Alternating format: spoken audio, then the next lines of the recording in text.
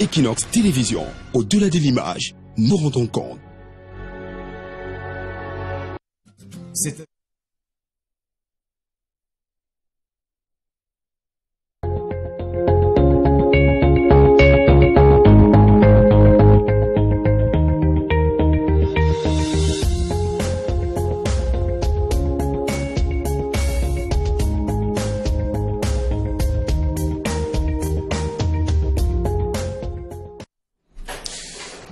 Bonjour à tous. C'est le deuxième jour et la deuxième édition de la revue des Grandes Unes. La presse, qu'est-ce qu'elle prévoit? Découvrons ensemble. La nouvelle expression de ce matin parle de l'affaire Maître Rissou, les 3 journalistes acquittés. C'est le grand titre du journal. Le verdict de la rocambolesque affaire de complot présumé donc contre l'État du Cameroun et qui dure depuis 3 ans est finalement tombé hier contre toute attente au tribunal militaire de Yaoundé. C'est à dire en page 2 de la nouvelle expression de ce matin. On parle également d'hydroélectricité, les populations contre le projet, la cérémonie de lancement des travaux de la commission donc de constat et d'évaluation de la région du centre pour le barrage du Grand Even vient donc d'avoir lieu. À lire le dossier de la page 6 à la page 7. Le même journal s'intéresse à l'accident des écarts. La commune conteste le site de la Stèle retenu donc par le gouvernement pour rendre hommage aux victimes du train 152. Le site sur lequel sera donc construit le monument est donc contesté par la commune. C'est à lire en page 2 du journal La Nouvelle Expression. Le même journal parle aussi du don des ordinateurs. Microsoft donc veut épauler Famendongo. L'entreprise américaine donc de l'informatique va apporter son expertise après la livraison des ordinateurs par le fabricant chinois. C'est ce qu'on lit également à la une du journal disponible ce matin. Le journal s'intéresse aussi à la célébration avec notamment d'autres informations. La célébration, le protestantisme donc à 500 ans en fait, c'est ce que le journal propose, avec également des activités qui sont déroulées donc durant plusieurs jours, et c'est à découvrir en page 3 du journal La Nouvelle Expression. Toujours dans les kiosques ce matin, on va retrouver le quotidien de l'économie qui parle également des points de fabrication, avec notamment le Fonds monétaire international. Qu'est-ce qui s'est déroulé concrètement? Le Fonds monétaire qui est revenu au Cameroun pour parler aussi de la dette et qui entoure notre pays, avec également quelques révélations aussi intéressantes que vous pouvez découvrir dans le dossier proposé par le quotidien de l'économie.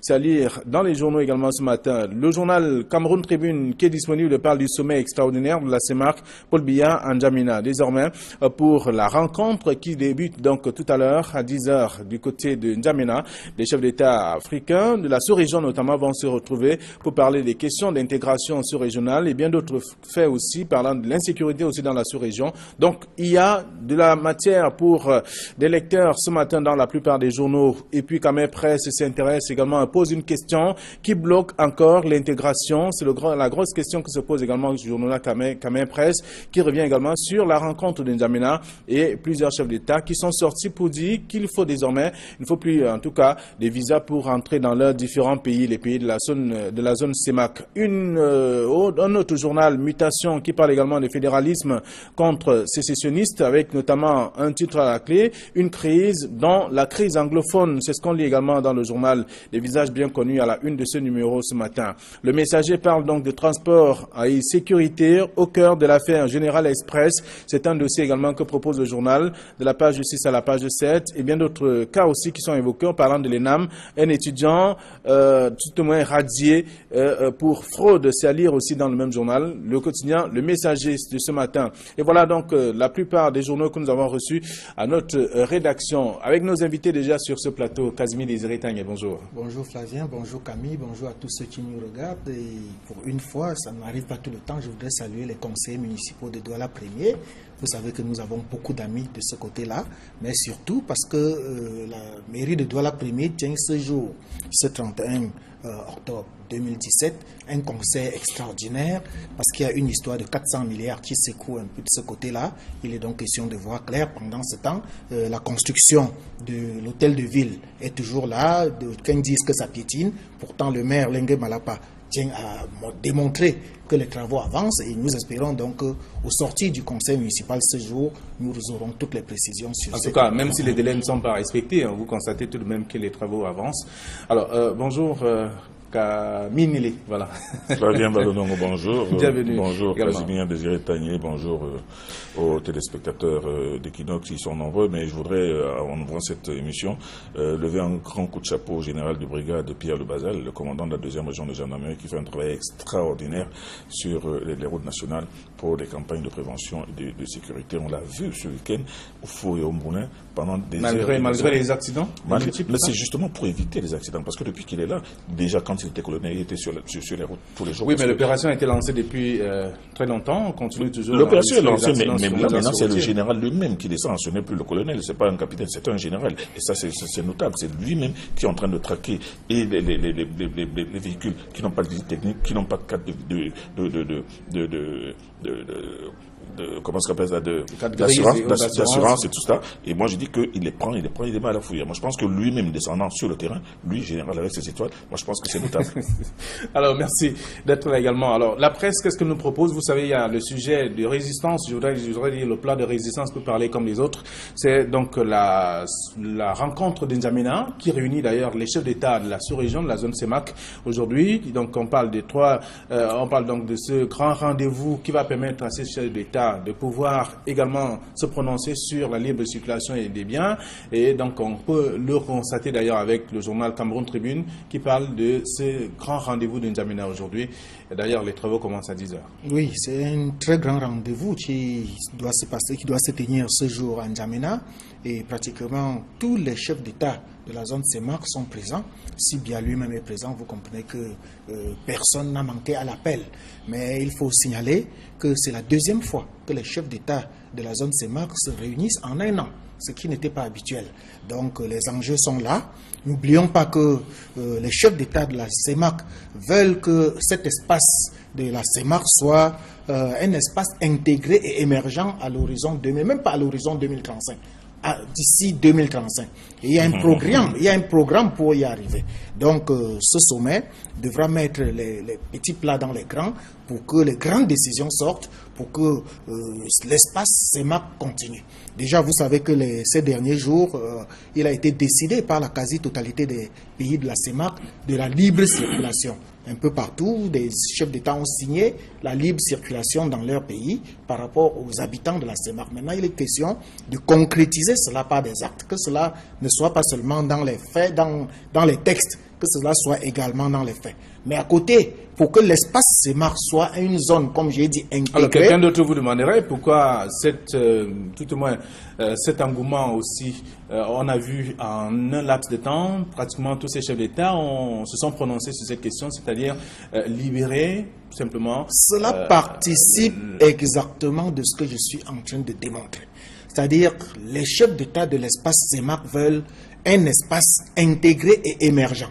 Pour que cela soit intégré, il faut des actes forts. Il faut par exemple permettre non seulement la libre circulation, mais faire des infrastructures, des corridors qui devraient relier les grandes villes de ces États-là, d'une ville à une autre. Il faut que les infrastructures suivent, que les barrages suivent, que les routes suivent et que tout cela soit matérialisé par les faits. C'est l'importance de ce sommet, contrairement à ce que beaucoup ont pensé, qu'il s'agit d'un sommet pour la dévaluation du franc CFA ou bien pour une nouvelle monnaie que les chefs d'État voudraient battre.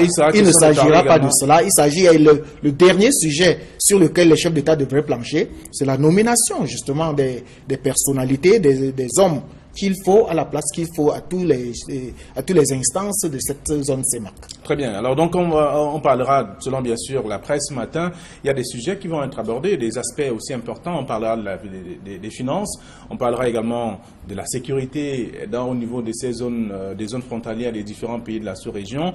Et en même temps, il sera également question de parler aussi des nominations de ces différents responsables à des niveaux aussi différents. On a évoqué cela, mais seulement la une de Cameroun Tribune ce matin, Paul Biya à N'Djamena. C'est un peu une surprise. Paul Biya à N'Djamena, c'est pas souvent qu'on l'a vu à N'Djamena. La dernière fois que Paul Biya a foulé le sol de N'Djamena, c'était il y a plus de 10 ans. Et la grande nouveauté est que pour que Paul Biya arrive à N'Djamena, il a fallu que le président de l'Assemblée nationale demande aux populations et aux militants du RDPC de Legon et Chari d'aller accueillir Paul Biya à N'Djamena. C'est-à-dire qu'ils ont traversé le pont. Donc ça veut dire que les Camerounais qui quittent le Cameroun pour aller accueillir Paul Biya de l'autre côté. Bon, mais même si ces populations peuvent se plaindre qu'elles n'ont jamais vu Paul Biya à Kousséri ou à Maroua depuis que le Septentrion souffre de la guerre de Boko Haram, au moins ces populations sont allées lui démontrer leur attachement à N'Djamena pour augmenter les yo-yo. Mais ce qu'il faut dire aussi, c'est que ce sommet, c'est un sommet qui ne va pas que parler des problèmes uniquement économiques, comme on l'avait dit, bien que, en fait, cet aspect des choses est très très important. Vous savez très bien que le corridor Douala-N'Djamena, en passant par Maroua et Kousséri, est complètement délabré. Mais alors absolument délabré. Je vous dis qu'il faut mettre entre Kousséri et entre Maroua et Kousséri, c'est 9 heures de route. C'est-à-dire que quelqu'un a le temps de prendre un avion Douala-Paris, de se reposer, de dormir, de se laver et de sortir et de rentrer chez lui. 9 heures, Maroua, Kousséri, c'est extraordinaire. Or, vous savez très bien que ce corridor-là est un corridor très très important pour l'économie, aussi bien du Tchad que du Cameroun.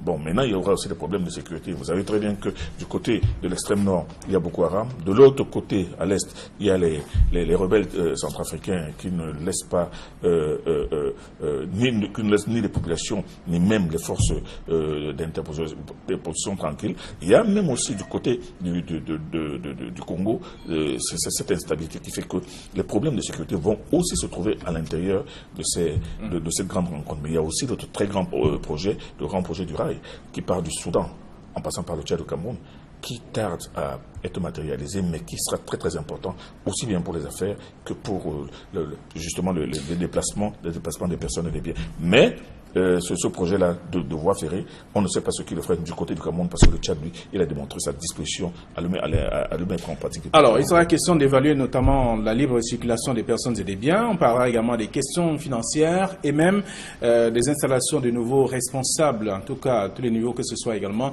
au cours de cette rencontre, et qui surtout une rencontre qui accueille donc le chef de l'État camerounais, Paul Biya.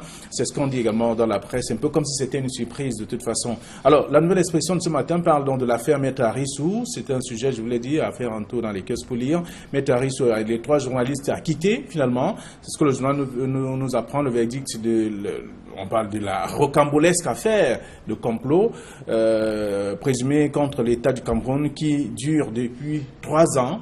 Et aujourd'hui, 4 personnes ont été libérées et il y a une seule qui reste en prison. Vous avez dit la rocambolesque affaire. Mais nous, à notre niveau, nous avons dit que c'était une affaire inutile. Nous l'avons soutenu sur ce plateau, nous l'avons plusieurs fois démontré, et je crois que finalement la justice nous a donné raison, même si c'est une justice à 2 vitesses. Parce que nous ne pouvons pas comprendre qu'un groupe de 5 personnes soit lié dans la même affaire et qu'ils connaissent des sorts différents. Les 3 journalistes, nos confrères Baba Wame, Rodrigue Tongué et Félix Sirière Ebola Bolé, que je salue, sont finalement libres, parce qu'il n'y a rien de plus ennuyeux pour un journaliste que de rester avec un procès collé sur son dos.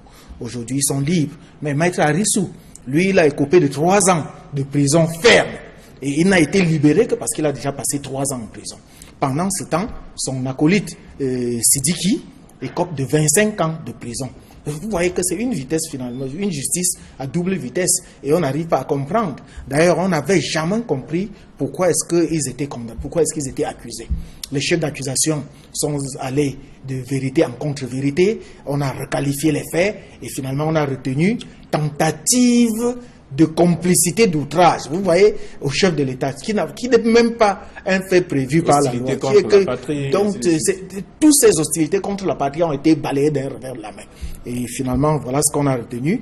Et je dis, malgré tout, on a retenu finalement que nos confrères sont libres. C'est le plus important, parce que nous, tant qu'un journaliste va être inquiété pour l'exercice de ses fonctions, nous le martelerons, nous le défendrons et nous le ferons bec et ongle comme nous l'avons fait ici. D'accord. Donc, je tire un coup de chapeau au moins à la justice sur cet aspect-là. Alors, il n'y a pas que la nouvelle expression, il y a également une mutation qui dit 3 ans de prison pour rien. 3 ans de prison pour rien. Il faut dire, Flavien Valonongo, que ce procès est un a été un procès, j'ai toujours qualifié ce procès de fantasque. Un procès fantasque où on arrête des gens pour assassinat, où il n'y a pas de corps, pour détention d'armes. Aucune arme n'a été gardée dans les scellés. En même ici, on n'a jamais vu aucune arme, on n'a jamais vu. Et même les témoins que l'on dit, que l'on avait annoncé comme devant venir établir la culpabilité des gens, non, ils ne se sont jamais prononcés, ne se sont jamais présentés devant le tribunal. Et même plus grave, vous savez très bien, vous vous souvenez que c'est la DGRE dirigée par M. Eko qui avait arrêté Maître Arissou. Mais maintenant, devant le tribunal militaire, c'est son épouse, qui est magistrat militaire. Peut-être qu'il y a des hasards là-dedans, mais qui a traité ce dossier jusqu'au bout. C'est-à-dire que ça a été une affaire extrêmement curieuse, mais qui a vu même des chefs d'accusation tout simplement tout aussi curieux et même renversants. Hostilité envers la patrie, non-dénonciation, assassinat, outrage au chef de l'État, des chefs d'accusation qui ont été qualifiés, disqualifiés, requalifiés, disqualifiés pour qu'on se retrouve, on retrouve Maître Arissou, qui est aujourd'hui condamné à 3 ans de prison avec sursis pour complicité de tentative d'outrage au chef de l'État. Un curieux, vous savez le nombre de fois où j'ai relevé ce curieux chef d'accusation, complicité de tentative d'outrage au chef de l'État. Mais seulement, lui, il a été condamné pour complicité de tentative, mais l'auteur de l'outrage lui-même n'a jamais été cité, il n'existe pas. Par contre, on se retrouve avec l'opposant central, comment il s'appelle, Baba Sidiki. Baba Sidiki, lui, qui a été condamné à 25 ans d'emprisonnement ferme pour hostilité envers la patrie. Des chefs d'accusation toujours aussi curieux et fumeux. Mais au bout de 3 ans, on réalise que Maître Arissou a passé 3 ans de prison pour rien. On réalise que les journalistes ont été contraints de se présenter devant les autorités chaque semaine pour démontrer qu'ils ne sont pas, qu'ils ne peuvent pas partir. Et donc, aujourd'hui, cette affaire se termine de façon curieuse, comme elle a commencé de façon curieuse. 3 ans de procès pour rien, d'immutation ce matin. Ça veut dire que Maître Arissou aurait passé, du temps sans rien, ou pour rien. Et aujourd'hui, il est appelé à payer quand même une amende. 14 millions, dit-on. C'est pas ça qui est le plus compliqué. Le plus compliqué, c'est que pendant 3 ans, on l'a maintenu en prison pour une complicité de tentative d'outrage au chef de l'État. Un délit qui n'existe pas et que l'on n'a jamais opposé à personne au Cameroun. Très bien. Donc, il est le précurseur. On attend bien la prochaine. Sachez que le Cameroun, c'est le Cameroun. Oui. Il y a des choses qui n'existent au Cameroun. C'est pas la première fois qu'on invente des chefs d'accusation. Tout à fait. Souvenez-vous que pour le Camara, il a été condamné pour complicité intellectuelle. Et souvenez-vous ici également que Maître Arissou n'est pas moins le notaire de l'ancien ministre ministre d'État. L'ancien ministre Marafa Amidou Ayaya. Donc, ça peut entraîner, ceci peut entraîner cela. Non, vous le savez. Maître Arissou, moi j'ai pas toujours très bien compris le fait qu'on dise que Maître Arissou, le notaire de Marafa, Maître Arissou est un notaire. Et si M. Marafa a laissé apporter, moi je ne pense pas que ce soit son notaire. Maître Arissou est un notaire. Et moi, mais par contre, on ne peut pas dire qu'il n'y avait pas de proximité entre ces deux hommes qui se connaissaient très bien. Mais toujours est-il que beaucoup penchent et sont convaincus que si on l'a arrêté, c'est justement à cause de cette proximité, du fait que c'est quelqu'un qui n'avait pas sa langue dans sa poche, mais bien dans sa bouche, et qui disait ce qu'il pensait de la procédure contre le ministre d'État Marafa Amidou Ayaya. Alors, le sujet est donc à lire l'affaire des journalistes, en tout cas les 3 journalistes désormais acquittés, à lire dans le journal La Nouvelle Expression en page 2, également en mutation qui dit 3 ans de procès pour rien. C'est également un autre titre que je vous invite à découvrir. Alors, autre chose, le Messager de ce matin qui parle qui parle du transport et également sécurité, qui est allé au cœur de l'affaire Générale Express pour mener son enquête. Et aujourd'hui, il y a bien de choses qui sont relevées. Il y a le personnel qui parle, il y a bien sûr le ministère des Transports qui vient de faire une sortie sur cette question et faire des déclarations aussi importantes. Il y a beaucoup de sorties. Il y a les syndicats. Il y a une association. Il y a des syndicats qui ont fait un préavis de grève au cas où on ne revisait pas cette tension-là. Mais la nouveauté dans cette affaire, c'est la sortie de Général Express elle-même. Parce que beaucoup n'ont pas relayé ça, aucun journal n'en a parlé.